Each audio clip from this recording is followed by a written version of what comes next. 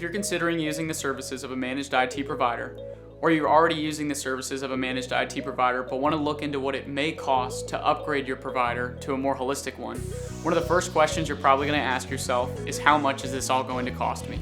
Hi, I'm Jason Holmes with Cobb Technologies, and in this video, I'm going to walk you through the various factors that determine the cost of managed IT services.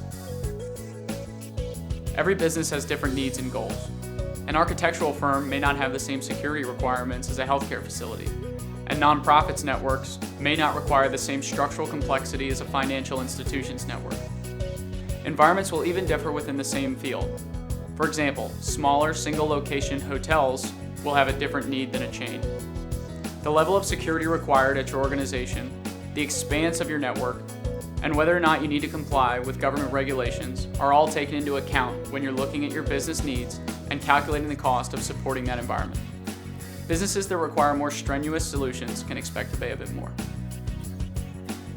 After we take a look at your business's needs, we then need to consider what your business's current environment looks like. A business that's relatively new and has done a good job keeping up to date with the latest hardware and software releases might incur fewer expenses than, say, a business that's been around many years and typically has done things with older hardware and software. For those businesses, acquiring more hardware like wireless access points, servers, computers, and updating to a better firewall will cost more. Typically, a fully managed IT service contract will range between $100 to $200 per user. This figure is determined from recurring monthly fees and one-time only fees like setup costs, including training and documentation. The size of your business is extremely important to determining the cost to manage your IT. Every organization will require training for its employees, with larger organizations typically taking a longer amount of time to thoroughly teach all of its users. Additionally, the discovery process for larger organizations may take longer as well, as it involves analyzing more devices and speaking with more employees to get a better understanding of how their organization works. You may also have to consider the cost of things like software licenses, storage, and data backup. All of these costs are determined by the size of your business. The number of devices in your environment will have a bearing on what you'll pay for managed IT services. The more devices an organization has, the longer the discovery process is likely to be. Additionally, the number of devices a business has is particularly important to take into account if your organization requires a hardware refresh. We'll typically recommend that a hardware refresh takes place between 3 to 5 years depending on the devices, which is also the typical length of a MIDS contract.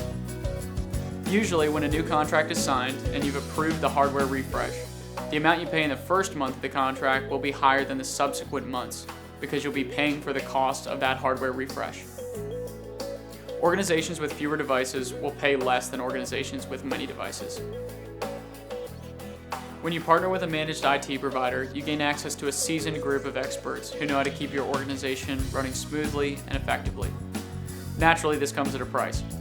The cost of labor includes things like onboarding at the beginning of your contract, help desk support, VCIO services, and the general maintenance and upkeep of your organization.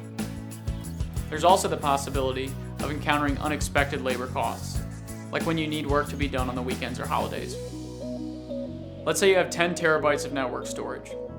The initial cost would typically run you between $3,000 to $4,000. Now let's say that you've neglected it in the past and are now suffering a hardware failure as well. Now you need your provider to scramble and get it up and running smoothly and effectively. Ultimately, however, a good managed IT provider will ensure that unexpected labor costs will be kept to a minimum by following a carefully planned IT roadmap. There are also providers who offer flat-rate IT services in which labor costs are already factored in. Finally, it's important to take into account special projects outside of your day-to-day operations. I'm talking about things like a branch expansion, moving a business to a different location, or even a cloud migration. However rare these projects may be, they're worth mentioning, as they'll have an effect on how much you pay for managed IT services. All managed IT providers are different, so while these guidelines will help you get an idea of what you should expect to pay when you partner with an IT provider, you'll need to reach out for a more precise quote. If you're in the market for managed IT services and you'd like more information about the decision-making process or the scope of managed IT service products, or if you have any other questions about business technology, head on over to cobbtechnologies.com.